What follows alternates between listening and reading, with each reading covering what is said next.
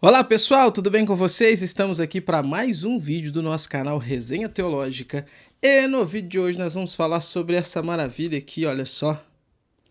O Tempo e o Vento, o retrato aí de Érico Veríssimo. O retrato é a segunda parte da trilogia do Érico Veríssimo, né? Essa segunda parte é dividida em 2 volumes, nós vamos falar então do primeiro volume.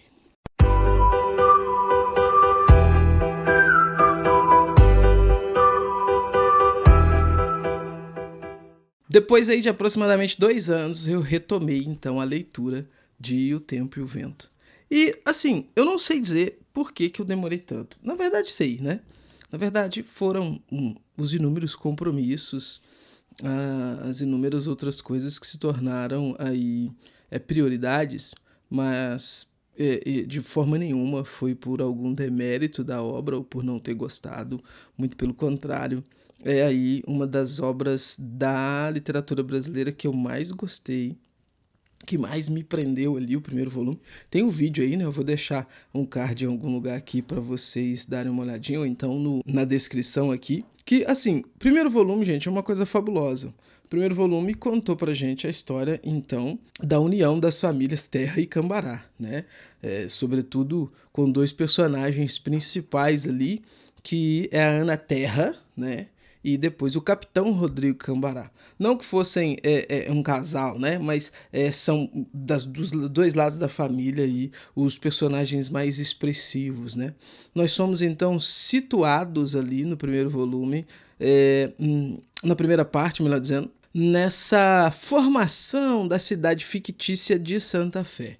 E é fascinante a gente perceber como que o Érico Veríssimo ele conseguiu mesclar aqui então a ficção com a realidade. Porque uma história, é um romance que se passa, sobretudo, na fundação, ali no começo, né, do estado do Rio Grande do Sul. Então a ideia do autor é meio que criar um mito fundante, né? Pelo menos é isso que a gente percebe, né? E mito fundante de todo o continente, ele faz isso com essa cidade de Santa Fé, que vai se misturar, então, a ficção dessa cidade com algumas questões verdadeiras, algumas questões reais, como, por exemplo, a guerra com o Paraguai, as constantes disputas de terras que a gente tinha ali na fronteira, a questão dos indígenas, as missões, né, dos jesuítas, ali dos 7 povos das missões, a maioria desses 7 povos estavam em território nacional e tudo mais.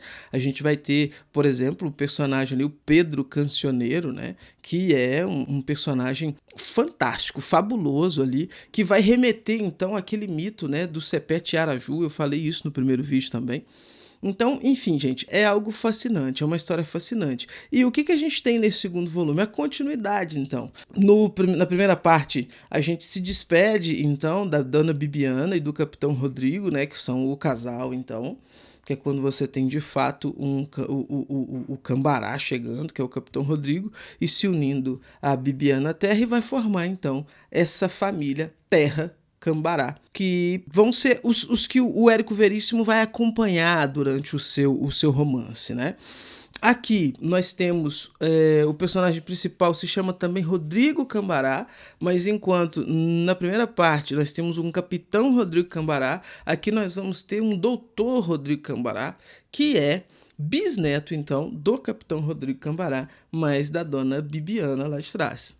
A história se passa, então, depois que esse doutor Rodrigo, ele retorna, então, dos seus estudos na capital, ele vai estudar, vai se formar médico e retorna para sua cidade para, enfim, clinicar ali e tocar a vida por ali. Mas tem um problema, que de novo é o brilhantismo aqui do Érico Veríssimo, ao mesclar então essa ficção com a realidade, que são as questões políticas, né? O que está acontecendo? Nós estamos aí no final da década de 90 do século XIX, né? Vai ser a transição do século XIX para o século XX, inclusive a história se passa bem nesse ano novo, né? De 1899 para 1900, e se tem ali então então algumas questões políticas relacionadas à eleição, né? Se você se lembrar que em 1889 nós tivemos então a proclamação da República, a gente está bem nesse período de transição então da monarquia para a República. E essa família, ela é uma família de republicanos, ela é uma família de pessoas que apoiaram então a República. Eles têm algumas questões aqui, enfim, bem particulares ali, de brigas políticas, e o romance todo, então, gira em torno dessas questões, né? Estamos próximos de eleições presidenciais, então você tem ali o senador Rui Barbosa competindo com o Marechal Hermes da Fonseca, a família Terra Cambará, ela é partidária de Dr. Rui Barbosa, enquanto que os principais inimigos deles, da cidade ali, os Trindades, eles são partidários do Hermes da Fonseca, que inclusive visita Santa Fé, numa de suas passagens ali indo para Santa Maria, ele visita Santa Fé, tem um comício ali e tudo mais, e o romance então gira tudo em torno disso. Um Rodrigo que volta da capital, que sai dessa cidade pequena, vai para a capital para estudar, é alguém de uma família que tem posses e tudo mais, mas vai para estudar. Estudando, ele se depara com uma outra visão de mundo. É impressionante o quanto que nós temos impresso na obra, né, muito da cultura que o Érico Veríssimo tinha. Então ele vai citar aqui Dante, ele vai citar Nietzsche, ele vai citar Schopenhauer, ele vai citar, enfim, positivismo de Augusto Comte. Tem muitas coisas envolvidas aqui, muitas coisas que estavam pipocando aqui. Alguns personagens, eles acabam encarnando, então, essa diversidade de pensamento que a gente tinha nessa época, né? Então, por exemplo, do positivismo do Comte, nós temos aqui um coronel, o Coronel Jairo, que é, então, aquele que faz apologia a esse positivismo. Ele quer que todo mundo se torne positivista. Ele, inclusive, presenteia o Dr. Rodrigo Cambaré com um volume da obra de Augusto Comte, né? Ele está todo o tempo discursando em relação a isso.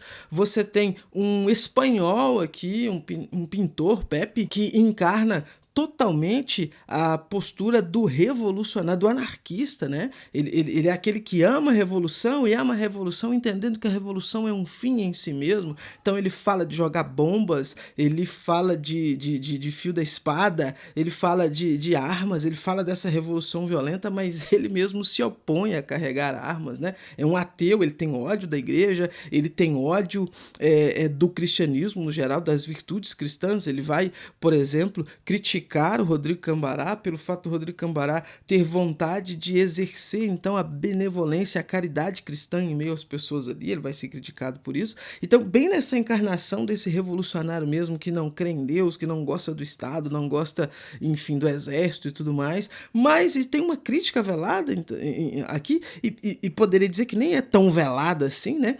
Que é o fato desse anarquista não carregar armas, desse anarquista se negar então a entrar de fato nos conflitos. Ele é aquele que fica botando lenha na fogueira, incitando as pessoas, mas ele mesmo, enfim, não tem uma ação efetiva nessa pretensa revolução que ele pretende evocar então nos seus discursos, né? E você tem no dia a dia aqui essa convivência que era comum nessa região do país, nessa época, entre imigrantes alemães, os indígenas, né? Você tem aqui então um cacique com a sua família que ilustra bem essa parte indígena do Brasil, essa herança indígena do Brasil. Você tem aqui coronéis, você tem soldados, você tem gente que veio do estrangeiro, você tem... Santa Fé não é uma cidade parada, apesar de ser uma cidade do interior, mas não é aquela cidade parada, onde as coisas são morosas, não, as coisas estão fervescendo, acontecendo, né? E o que é bem interessante. E o conflito principal, que é o núcleo central aqui, então, da narrativa, é exatamente, como eu ia dizendo, o Rodrigo chegando, então, e vendo o Titi Trindade, né, que é o intendente ali, o governo na cidade, agindo de uma forma autoritária, prejudicando o crescimento da cidade, e o Rodrigo com todos esses ideais então que ele aprendeu da capital, com esses ideais da França. Ele traz, por exemplo, um gramofone para escutar Caruso, aquela coisa toda, ele tentando aplicar isso na sua cidade para beneficiar então o progresso da cidade, para beneficiar as pessoas e tudo mais. É uma questão bem interessante. E, obviamente, o outro lado não querendo. Então aqui você tem a luta do progresso, um progresso que não está totalmente, ou não é a intenção dele se desamarrar das tradições. O Rodrigo é alguém muito bem amarrado às suas tradições, mas é alguém que entende que uma parte do progresso benéfica pode ser aplicada ali naquela cidade para beneficiar as pessoas. Ele vai falar, então, por exemplo, de luz elétrica, ele vai falar de fábrica de gelo, ele vai falar, enfim, de calçamento na rua, ele vai falar de diversas coisas aí que podem beneficiar. E o Trindade é o vilão da história, vamos dizer assim, que aparece pouco, não conversa, pelo menos nesse primeiro volume ele não conversa, você não tem falas, ele aparece uma única vez num baile e eles não trocam ideias, só trocam olhares, mas é esse grande vilão que está aí por trás das cortinas, né, movimentando as cordas aí e fazendo a maldade a acontecer, que contrata inclusive capangas, contrata bandidos para no momento da eleição ali tentar, enfim, assassinar o pessoal que é contra ele, que esse bandido levanta uma oposição fortíssima contra o Rodrigo, eles vão brigar e tudo mais. Gente, assim, é fascinante. É fascinante, é de tirar o fôlego, é uma leitura que você não consegue parar. E eu tava conversando com um amigo sobre isso, né? Como que ler O Tempo e o Vento me traz lembranças da cidade dos meus avós, por exemplo, que é uma cidade pequena e uma cidade onde você vai lendo a história e você consegue identificando esses personagens, né? Lá com pessoas da cidade, você consegue identificar que o ambiente e ali o clima é o mesmo clima dessa cidade interiorana onde, enfim, eu praticamente cresci, eu tenho muito apego. E conversando com um amigo, ele dizia que o Olavo de Carvalho falava que o Brasil carece de uma boa história das suas origens, que esteja nesse ambiente das suas origens, com a única exceção do Rio Grande do Sul, por causa exatamente dessa obra, O Tempo e o Vento, de Érico Veríssimo. Você tem história de amor, obviamente, você tem o Dr. Rodrigo então se apaixonando pela Flora e, enfim, dando investidas aí para ter esse relacionamento, mas você tem alguns problemas que eram também retratos daquela época, que são, por exemplo, escravidão, né? Não escravidão, porque a escravidão, obviamente, ela já foi abolida nesse período aqui, mas você ainda tem os negros como aqueles que são simplesmente os serviçais, que desempenham simplesmente esse papel servil e nada mais. Você tem, por exemplo, casos de adultérios, relacionamentos extraconjugais. Você tem essa parte, então, rica e desenvolvida, utilizando da parte mais pobre para favores sexuais. O Érico Veríssimo, ele ilustra isso aqui de uma forma bem interessante. Então, ainda que os cambarás, os terra-cambará, eles sejam aqui mocinhos em relação ao Trindade, em relação a esse desejo de avanço, de progresso para a cidade, mas eles são exatamente o retrato daquela época que perpetuava aquelas, enfim, situações que não são em nada louváveis, né? A gente consegue perceber isso. Mas o que fica é uma obra excelente, é uma obra que te instiga a leitura e o livro, ele termina exatamente nesse ambiente do que vai acontecer, qual vai ser o resultado das eleições, né? E como que as coisas vão acontecer, para entrar então no segundo volume, que eu vou fazer outro vídeo para vir aqui e falar com vocês dessa obra. Pessoal, isso aqui é uma riqueza, tá? Olha, isso aqui é uma riqueza, gente. Eu acho que a gente precisa parar de ter acesso a esses livros apenas em períodos de escola para fazer trabalho e nunca mais voltar.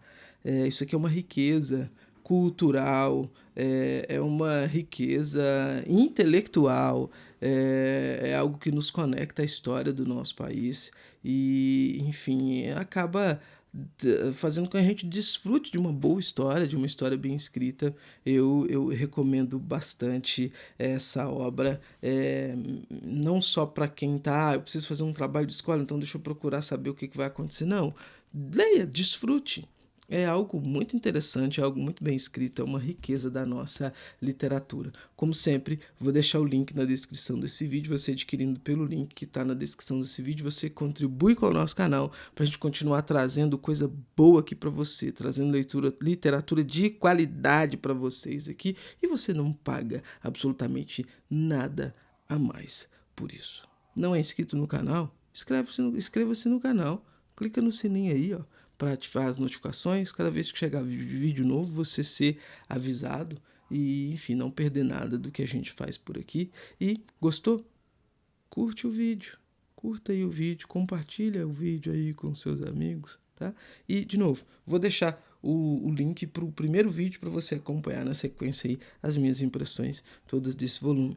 E semana que vem eu trago o segundo volume dessa segunda parte de O Retrato, para a gente ver o que vai acontecer nessas querelas aqui entre Dr. Rodrigo Cambará, os Trindade, enfim, toda a família, como que vai ser o desenrolar disso daqui, tá bom?